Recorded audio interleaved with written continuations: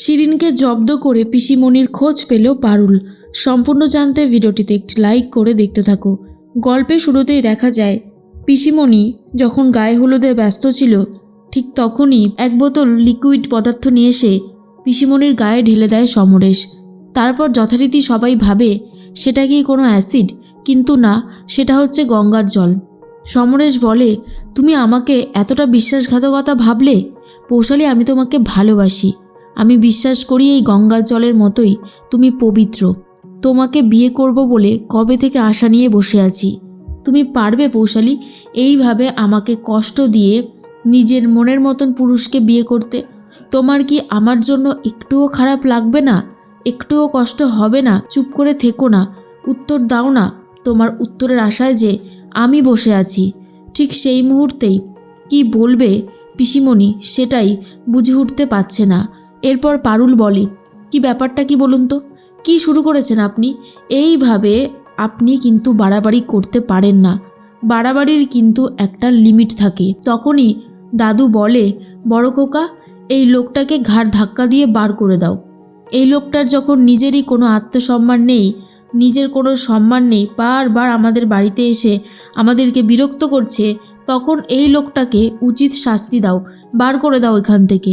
এরপরে রায়ানের বাবা এসে ঘাড় ধাক্কা দিয়ে বাইরে বার করে দিতে চায় আর বলে, সমরেশ, তুমি এখান থেকে যাও। তোমাকে বারবার করে আমরা বলছি, তুমি তো দেখছি কোনো কথাই কানে লাগাচ্ছ না, তাই আমাদের মনে হয় তোমার এখানে থাকার কোনো দরকার নেই। এরপরেই পিসিমণিকে শক্ত হতে বলে পারুল আর বলে, পিসিমণি, আপনি কাঁদছেন কেন আর ভেঙেই বা পড়ছেন কেন? একটা কথা মাথায় রাখবেন যে আপনি কিন্তু কোনোভাবেই ভেঙে পড়তে পারেন না, কারণ আপনি নিজের মন থেকে অনিরুদ্ধ স্যারকে ভালোবেসে বিয়েটা করছেন। যাকে ভালোবেসে বিয়ে করছেন এইভাবে যদি কান্নাকাটি করেন তারও তো অনেক খারাপ লাগবে, এটা অন্তত ভেবে দেখুন। আর তখন পিসিমণি নিজের মনকে বোঝাতে থাকে যে এবার অন্তত শক্ত হতে হবে। তারপরে রায়ান বলে, সত্যি এই লোকটার কোনো কাণ্ডজ্ঞান নেই।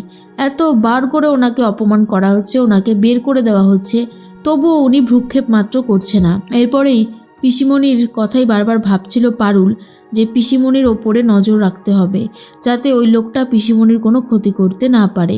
ঠিক সেই মুহূর্তেই দেখা যায় যে সমরেশ আবার শিরিনের সাথে কথা বলতে ব্যস্ত হয়ে পড়ে, আর সেই সুযোগটাই ইউজ করতে চাইছিল রায়ান। রায়ানকে পাঠিয়ে দিয়েছিল সেই রেকর্ডিংটা শোনার জন্য। রেকর্ডার যেটা ঘরে লাগিয়েছিল, মানে হোটেল রুমে লাগিয়েছিল, সেটা কালেক্ট করার জন্য। কিন্তু দরজায় লেখা রয়েছে ডু নট ডিস্টার্ব।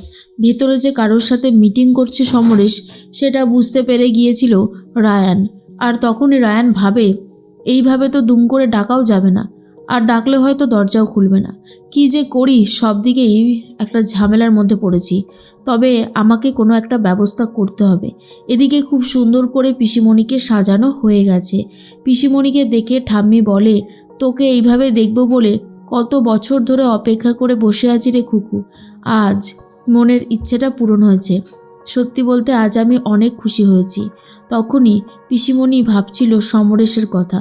এরপর পারুল বলে, পিসিমণি, আজকের দিনটাতে আপনি এইভাবে মুখ ভার করে থাকবেন? আজকে তো আপনার বিয়ে, আপনি যদি এইভাবে মুখ ভার করে থাকেন তাহলে কতটা খারাপ লাগে বলুন তো। পিসিমণি বলে, না না পারুল, আমি একদম ঠিক আছি। তোমরা শুধু শুধু আমাকে নিয়ে ভাবছো।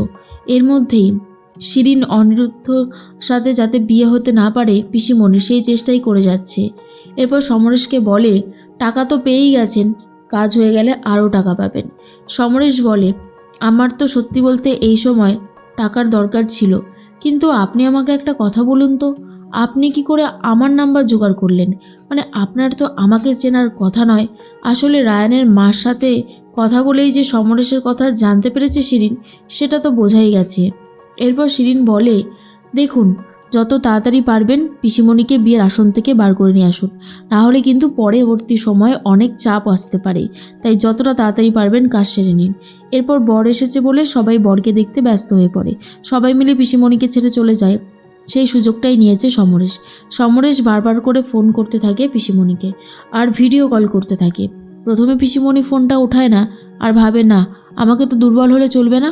আজ আমার বিয়ে, আমি অন্য একজনকে কথা দিয়েছি, এটা হতে পারে না।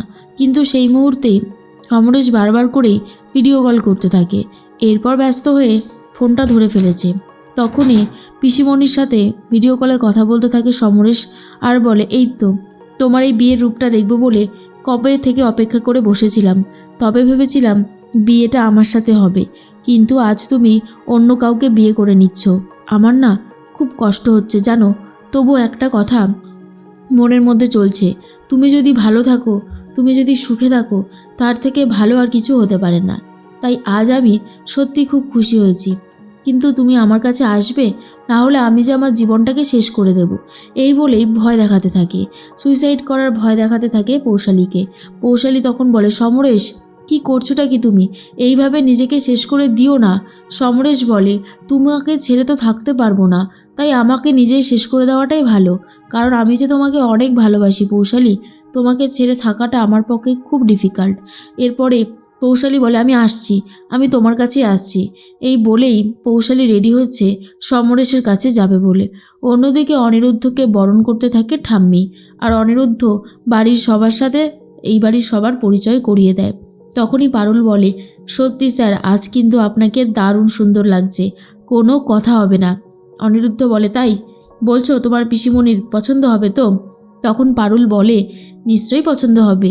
এরপরেই অনিরুদ্ধর বাড়ির সবাই পারুলকে বলে যে আমরা পৌশালীর সাথে আলাপ করতে চাই। তখন দাদু বলে, রুকু দেখে হয়তো ওদিকে রেডি হয়ে গেছে কিনা খুকু, তারপরেই যাবে।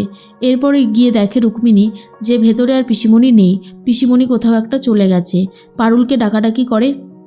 পারুল এসে বলে, নিশ্চয়ই ওই লোকটা এই কাজটা করেছে। আমি না ওই লোকটাকে এরপর আর ছাড়বো না, আমি সত্যি কথা বলছি রায়ান, আমার যা রাগ হচ্ছে। রায়ান তখন বলে, সেই সময় ঘরে ওরকম ডু নট ডিস্টার্ব লেখা ছিল বলেই তো ঢুকতে পারলাম না। এরপর পারুল আর রায়ান দুজন মিলে বেরিয়ে পড়ে পিসিমণিকে ঠিক খুঁজে বার করে নিয়ে আসবে। তারপরে চলে গেছে হোটেলে আর গিয়ে জিজ্ঞেস করে সমরেশ সেনগুপ্ত আছে কিনা। ঠিক সেই মুহূর্তে তখন হোটেলের যে ম্যানেজার ছিল তিনি তখন বলে, উনি তো অনেকক্ষণ আগেই চেক আউট করে বেরিয়ে গেছেন। এরপর পারুল বলে, জানি তো ওনার পাসপোর্টটা ফেলে গেছে, তাই আমরা নিতে এসেছি, ঘরটা একটু খুলে দেবেন প্লিজ। এরপর ঘরটা যেই খুলে দেয় রেকর্ডারটা খুঁজে পেয়ে যায়। এরপর রেকর্ডিংটা শুনতে থাকে পারুল আর রান, যেখানে শিরিনের গলা শুনতে পায় আর বলে, যে কাজটা আপনাকে করতে দিয়েছিলাম সেটা যদি হয় তারপর 5 লক্ষ টাকা পাবেন। পিসিমণির সাথে কোনোভাবেই অনিরুদ্ধ স্যারের বিয়েটা হতে দেওয়া যাবে না। এরপরে সমরেশ বলে, না না আমি হতে দেব না, কাজটা করব, টাকাটা দেবেন, তারপর আমি আমার বউ আর বাচ্চার কাছে ফিরে যাব, তারপর আবার একটা সুন্দর সাংসারিক জীবন উপভোগ করব। পারুল তখন বলে, দেখছিস কীরকমভাবে এই শিরিন আবার এই কলকাঠিটা নেড়েছে, ওকে আমি আজকে ছাড়বো না। শিরিনকে রীতিমতো গিয়ে ধরেছে পারুল। আর তারপর যখন শিরিনের ফোন আসে তখনই ফোন করেছে সমরেশ আর বলে দেয় পৌশালীকে নিয়ে কোথায় রয়েছে। আর তখনই পারুল বলে, এক্ষুনি গিয়ে আমাদের পিসিমণিকে উদ্ধার করতে হবে।